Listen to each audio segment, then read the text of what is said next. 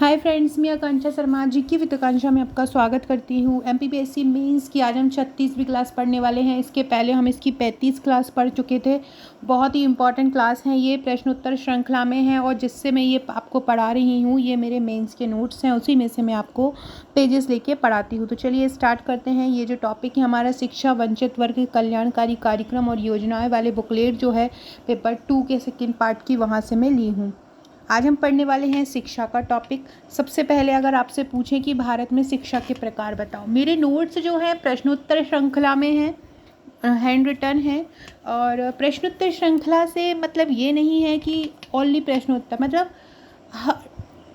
कोई भी टॉपिक है तो उससे संबंधित जो भी प्रश्न बनता हो यहाँ पे कब, जैसे कि शिक्षा है तो शिक्षा क्या है, शिक्षा के प्रकार बताइए, फिर उन प्रकारों के बारे में डिवाइडेशन, उसका महत्व बताइए, उसके सामने क्या समस्याएं आती हैं, इनसे संबंधित योजनाएं, मतलब जितना भी प्रश्न बन सकता है उसको केवल और केवल ये अंतर है कि आप लोग मार्केट में है जो वो नोट्स वाइज रहता है, मेरा प्रश्नोत्तर है। प्रश्नोत्तर वाइज मैंने इसलिए किया है क्योंकि आप लोगों को ये मिलता नहीं है और प्रश्नोत्तर वाइज लिखने से पता चल जाता है कि हम ये प्रश्न है और एग्ज़ाम में हमारे जो दिमाग में एकदम से पिन हो जाता है कि हमको ये आंसर लिखना है। पहला क्वेश्चन है, भारत में शिक्षा के प्रकार बताओ। शिक्षा 3 प्रकार की होती है। एक तो होती है औपचारिक शिक्षा, एक होती है अनौपचारिक शिक्षा और एक होती है निरौपचारिक शिक्षा। शिक्षा कितने प्रकार की होती है? शिक्षा 3 प्रकार की होती है। औपचारिक शिक्षा होती है, अनौपचारिक शिक्षा होती है और निरौपचारिक शिक्षा होती है। औपचारिक शिक्षा क्या होती है? औपचारिक शिक्षा वो होती है जो हम स्कूलों में पढ़ते हैं, हम कॉलेजेस में पढ़ते हैं। तो वो जो शिक्षा होती है मतलब वो जानबूझ कर दी जाती है, मतलब हमारा उनको भी पता होता है कि हमें शिक्षा देना है हमारे टीचर को, और हमें भी पता होता है कि हम शिक्षा लेने जा रहे हैं। तो औपचारिक शिक्षा क्या होती है? तो जो जानबूझ कर दी जाती है वो औपचारिक शिक्षा होती है। इसका महत्वपूर्ण स्थान विद्यालय होता है। और औपचारिक जो शिक्षा होती है वो सुव्यवस्थित होती है, सुव्यवस्थित क्लासेस होती हैं, बुक्स होती हैं, पेन होती हैं, तो सुव्यवस्थित व्यवस्था होती है और ये भौतिक रूप से रहती है, पता रहता है कि हम शिक्षा ग्रहण कर रहे हैं। दूसरी होती है अनौपचारिक शिक्षा, अच्छे बुरे अनुभवों के द्वारा प्राप्त होती है। जैसे कि हमको पता है कि बहस नहीं करना चाहिए, ये हमारे लिए एक शिक्षा ही है क्योंकि हम बहस करके सीख चुके हैं कि यार ये गलत है, इससे ऐसा करने से गलत ही होता है। सभी प्रकार के जो अनुभव हमको प्राप्त मिलते हैं, हम अपने जीवन में जैसे जैसे आगे बढ़ते हैं, हमारी एज जैसे जैसे आगे बढ़ती है, हमारे जीवन में बहुत सारे अनुभव ऐसे हो जाते हैं जिनसे हम स्वयं सीख लेते हैं। हमें कोई सिखाता नहीं है, हम उन चीज़ों से स्वयं सीख लेते हैं और हम वो कोशिश करते हैं कि हम वो चीज़ दोबारा ना करें।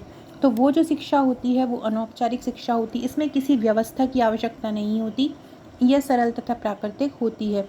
जैसे कि छोटे में एक बच्चे को अपनी माँ से मिली होती है, उस प्रकार की शिक्षा भी अनौपचारिक शिक्षा में आती है। इसके बाद है निरौपचारिक शिक्षा। दोनों प्रकार की शिक्षा का जो मिला जुला जो रूप होता है वो निरौपचारिक शिक्षा कहलाता है। इसमें बंधनों के साथ स्वतंत्रता भी होती है।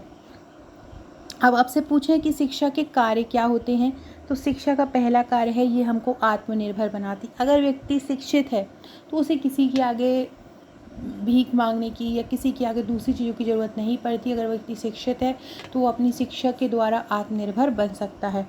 दूसरा, शिक्षा के द्वारा व्यक्ति के मोरल वैल्यूज़ में विकास होता है, तो वो अपना और दूसरे का भी नैतिक उत्थान कर सकता है। मानवीय गुणों का विकास होता है। आवश्यकता अपनी या दूसरों की आवश्यकता पूर्ति करने में शिक्षा के द्वारा ही संभव होता है और भावी जीवन की भी अच्छी तैयारी कर सकता है, ये शिक्षा के कार्य में आ जाएगा। आगे आपसे पूछें कि भारत में शिक्षा की स्थिति समझाइए, तो भारत में शिक्षा की स्थिति में हम डाटा का यूज़ करेंगे। इसके पहले हम आगे बढ़ें, फ्रेंड डिस्क्रिप्शन बॉक्स में आपको हमारे व्हाट्सएप का, टेलीग्राम का और इंस्टा का, ट्विटर का लिंक मिल जाएगा, जुड़ जाइएगा, वहाँ बेहतपूर्ण अपडेट आपको मिलते रहते हैं। ये मेरा व्हाट्सएप नंबर है। अगर आपने अभी तक इस पर मुझे व्हाट्सएप करके अपना नंबर सेव नहीं करवाया है तो नंबर सेव करवा दीजिएगा, ताकि मैं जो भी स्टेटस पे डालूँ वो आपको मिलता रहे। अगर आप मेरा मेंस का पैकेज लेना चाहते हैं तो मेंस का पैकेज ले सकते हैं। 41 टोटल आपको मेंस के पैकेज में मिलती हैं। 12 बुकलेट आपको 3 नंबर की मिलती हैं, 29 बुकलेट 5 नंबर और 11 नंबर की मिलती हैं। साथ में आपको 25 व्हाट्सएप का ग्रुप मिलता है। ये इन व्हाट्सएप ग्रुप में आपकी आंसर राइटिंग प्रैक्टिस कराई जाती है, तैयारी कराई जाती है, तो आप ये ले सकते हैं। पूरा का पूरा हैंड रिटन है, प्रश्नोत्तर श्रृंखला में है, कॉपी करा के आपके पास भेजा जाएगा। कहीं भी भारत में आप रहते हो एक बॉक्स में पैक होके कुरियर के रूप में आपके पास ये आ जाएगा। तो तो भारत में शिक्षा की स्थिति, शिक्षा की वार्षिक स्थिति रिपोर्ट 2019 के अनुसार देखा जाए तो 4 से 8 वर्ष आयु वर्ग के बच्चों का किसी भी प्रकार के शैक्षणिक संस्थान में नामांकन 90% से अधिक है। शिक्षा की स्थिति देख रहे हैं, पहले हमने देखा 4 से 8 वर्ष के, तो 4 से 8 वर्ष के जो आयु वर्ग के बच्चों हैं उनका किसी भी प्रकार का कोई शैक्षणिक संस्थान है तो वहाँ पे नामांकन क्या है, वहाँ पे नामांकन 90% से अधिक है। ध्यातव्य है, मतलब ध्यान देने वाली बात है कि नामांकन में बच्चों की उम्र में वृद्धि के साथ बढ़ोतरी देखी गई है। जैसे जैसे नामांकन में बच्चों की उम्र को बढ़ाते हैं वहाँ हम देखते हैं कि उसमें बढ़ोतरी होती जा रही है। रिपोर्ट के अंतर्गत शामिल चिन्हों में 4 वर्ष के 91.3% और 8 वर्ष के 99.5% बच्चे नामांकित हैं। बच्चों की उम्र और नामांकन पैटर्न में यह विशेषता भी देखी गई है कि एक ही उम्र के बच्चे विभिन्न प्रकार के शैक्षणिक संस्थानों में नामांकित हैं। एक ही उम्र के जो बच्चे हैं वो अलग अलग शैक्षणिक संस्थानों में नामांकित हैं। 5 वर्ष की आयु के 70% बच्चे आंगनवाड़ियों में नामांकित हैं। कितने एज के? 5 वर्ष की। 5 वर्ष की आयु के 70% बच्चे जो हैं वो आंगनवाड़ियों में नामांकित हैं। 21.6% बच्चे कक्षा 1 में नामांकित हैं। कितने? 21.6% जो बच्चे हैं वो कहाँ पे नामांकित हैं? कक्षा 1 में नामांकित हैं। 43.2% लड़कियाँ एवं 49.6% लड़के निजी पूर्व प्राथमिक या प्राथमिक विद्यालयों में नामांकित हैं। 6 से 8 वर्ष की आयु वर्ग के बच्चों में सभी लड़कियों में से 61.1% लड़कियां और सभी लड़कों में से 52.1% लड़के पूर्व विद्यालय में नामांकित हैं। तो ये वर्तमान में शिक्षा की स्थिति है। शिक्षा की वार्षिक स्थिति जो प्राथमिक शिक्षा है उसकी स्थिति है। जो भी आंकड़े आए हैं उसके अकॉर्डिंग हमने ये लिखा। आपसे पूछें वर्तमान में शिक्षा के सुधार के लिए क्या प्रयास किए गए हैं या प्रयास कर सकते हैं वो समझाइए। तो शिक्षा में सुधार देश में आज़ादी से ही किया जा रहा है, जबकि ब्रिटिश काल में इससे संबंधित सुधार भी प्रशंसनीय है। ब्रिटिश काल में भी सुधार किए गए थे जो वो भी प्रशंसनीय है, लेकिन वो सुधार औपनिवेशिक हितों के अनुकूल था। जैसे कि मैकाले का घोषणा पत्र कब आया था? ये 1835 में आया था। दूसरा था बोर्ड घोषणा पत्र, ये 1854 में आया था। तीसरा है हंटर आयोग, ये 1882 में आया था। तो स्वतंत्रता के बाद सभी तक शिक्षा पहुंचाने के उद्देश्य से 1948-49 में राधा कृष्ण आयोग तथा 1953 में माध्यमिक शिक्षा आयोग को स्थापित किया। स्वतंत्रता के बाद सभी तक शिक्षा पहुंचाने के उद्देश्य से 1948-49 में राधा कृष्ण आयोग तथा 1953 तथा माध्यमिक शिक्षा आयोग को स्थापित किया गया। 1961 में शिक्षा की गुणवत्ता में सुधार करने के उद्देश्य से एनसीईआरटी की स्थापना हुई। कब? 1961 में। 1961 में शिक्षा की गुणवत्ता में सुधार के लिए 1961 में शिक्षा की गुणवत्ता में सुधार के लिए किसकी स्थापना हुई? एनसीईआरटी की स्थापना हुई। 1953 में विश्वविद्यालय अनुदान आयोग की स्थापना हुई। कब? 1953 में। 1953 में विश्वविद्यालय अनुदान आयोग की स्थापना हुई। कोठारी शिक्षा आयोग द्वारा की गई सिफारिशों के अनुसरण में प्रथम राष्ट्रीय शिक्षा नीति बनाई गई। कोठारी शिक्षा आयोग ने कुछ सिफारिशें दी जिसके अनुसार प्रथम राष्ट्रीय नीति बनाई गई, जिसमें 6 से 14 वर्ष तक के बच्चों के उचित विकास के लिए समेकित बाल विकास योजना को आरंभ किया गया। 1986 में नई राष्ट्रीय शिक्षा नीति को अपनाया गया। फिर 2002 में संविधान में अनुच्छेद 21A को जोड़ा गया, जिसके बाद 1 अप्रैल 2010 में जाकर शिक्षा का अधिकार कानून लागू हुआ। 2017 में डॉक्टर कस्तूरी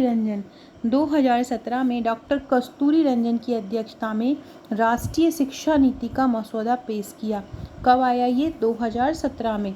2017 में डॉक्टर कस्तूरी रंजन की अध्यक्षता में राष्ट्रीय शिक्षा नीति का मसौदा पेश किया। 29 जुलाई 2020 को सरकार द्वारा नई शिक्षा नीति 2020 घोषित की गई। ये पूरा का पूरा अंग्रेज के काल से, ब्रिटिश काल से अब तक की शिक्षा में जो जो सुधार हुए हैं वो बताया गया है। नई शिक्षा नीति 2020 के अंतर्गत शिक्षा पर जीडीपी का 6% भाग खर्च किया गया है। शिक्षा पर जीडीपी का कितना भाग खर्च किया है? व्यय करने का लक्ष्य रखा गया है 6%। नई शिक्षा नई शिक्षा नीति जो 2020 आई है उसके अंतर्गत शिक्षा पर जीडीपी का 6% भाग व्यय करने का लक्ष्य रखा गया है। वित्तीय वर्ष 2020 में स्कूली शिक्षा के बजट में सालाना आधार पर 12.8% की वृद्धि हुई है। कब हुई है? वित्तीय वर्ष 2020 में स्कूली शिक्षा के बजट में। उच्च शिक्षा में बढ़ोतरी का आंकड़ा 14.3% हो गया है। सबके लिए शिक्षा अभियान शिक्षा देने के उद्देश्य से सर्व शिक्षा अभियान की शुरुआत भी की गई। इस प्रकार समय दर समय शिक्षा में प्रगति होती गई है तथा नई नई शिक्षा नीतियाँ बनती गई हैं, हम लिख सकते हैं। वर्तमान में शिक्षा सुधार के लिए किए गए प्रयासों को हमने शुरू से लेके वर्तमान तक समझ लिया। अगला है सरकार द्वारा शिक्षा के क्षेत्र में किए प्रयासों के बाद उपलब्धियां क्या हुई हैं। तो शिक्षा एक समवर्ती सूची का विषय है। 3 प्रकार की सूची होती है। एक होती है केंद्र सूची, एक होती है राज्य सूची और एक होती है समवर्ती सूची। केंद्र सूची में केंद्र को कानून बनाने का हक है, राज्य सूची में राज्य को कानून बनाने का अधिकार है और समवर्ती सूची में दोनों ही कानून बना सकते हैं। तो शिक्षा समवर्ती सूची अर्थात इसके लिए केंद्र और राज्य सरकार दोनों ही नीतियां बनाती हैं। उपलब्धि क्या रही? तो विश्व बैंक के अनुसार एशिया के अन्य देशों के छात्रों की तुलना में भारत के छात्र आगे चलकर श्रमिक के रूप में 44% ही प्रोडक्टिव सिद्ध होंगे, क्योंकि हमारी जो शिक्षा है वो उतनी कौशल युक्त नहीं है। मध्याह्न भोजन के कारण 14 वर्ष तक की आयु के स्कूली बच्चों की ड्रॉप आउट दर में कमी आई है। जो छोड़ने की दर है उसमें कमी आई है। किसके कारण? मध्याह्न भोजन से क्या हुआ है कि बच्चे खाने या कि हमारे देश में गरीबी इतनी है तो गरीबी के कारण ये सोचते हैं कि चलो हाँ स्कूलों में खाना तो मिल ही रहा है, तो खाने के कारण बच्चे पढ़ने आते हैं, तो इसके कारण जो बच्चों की छोड़ने की दर है उसमें कमी आई है। निजी पाठशालाओं में निजी पाठशाला में पढ़ने वाले 6 से 14 आयु के वर्ग की छात्रों की संख्या में नहीं के बराबर वृद्धि हुई है। किसमें? 6 से 14 वर्ष के बच्चों में। ऐसे छात्रों का प्रतिशत 2014 में 30.8% था, 2016 में 30.6% था, वही 2018 में यह आंकड़ा 30.9 हो गया है। बेटी बचाओ अभियान और कस्तूरबा गांधी कार्यक्रम से लड़कियों के स्कूल छोड़ने की दर में कमी आई है। किससे? बेटी बचाओ अभियान और कस्तूरबा गांधी अभियान से। 2016-17 के आंकड़ों के अनुसार कुल नामांकन में 146.68 लाख की वृद्धि दर्ज की गई है। लड़कों की भागीदारी 44% और लड़कियों की भागीदारी 55%। हालांकि शिक्षा के क्षेत्रों में तथा कुछ राज्यों में धीरे धीरे सुधार हो रहा है। उदाहरण 2016 से 2018 के बीच यह वृद्धि हिमाचल प्रदेश में 8% रही, जबकि छत्तीसगढ़ एवं उड़ीसा में लगभग 7% की वृद्धि हुई। तो फ्रेंड्स ये हमने डाटा उसका लिख लिया था कि क्या शिक्षा के प्रयासों के जो हो रहे हैं उससे क्या उपलब्धियां रहीं। इसके आगे के क्वेश्चन हम नेक्स्ट वीडियो में पढ़ेंगे। हमारी जो 37वीं क्लास रही थी इसकी पहले की वीडियोस अगर आप देखना चाहते हैं तो प्ले लिस्ट में जाइएगा मेंस क्लास के नाम से। इसके अलावा एक और मैंने मेंस के लिए कोर्स स्टार्ट किया है। 7 साल के मेंस के पेपर हल प्रश्न पत्र 7 साल के 2014 से 2020 तक। यदि आप देखना चाहते हैं तो वो वीडियो को भी देख लीजिए, एक वीडियो मैंने उसका बना दिया। इसके अलावा अगर आप 7 साल के पेपर भी लेना चाहते हैं तो मेंस के नोट्स के साथ लेंगे तो आपको वो कम में पड़ जाएगा। अलग से भी मंगाना चाहते हैं 7 साल के पेपर तो अलग से भी मिल जाएंगे। नोट्स और पेपर सॉफ्ट कॉपी और हार्ड कॉपी दोनों में मिल जाएंगे। वीडियो अच्छा लगा हो तो लाइक शेयर सब्सक्राइब जरूर कीजिएगा। Okay friends, thank you.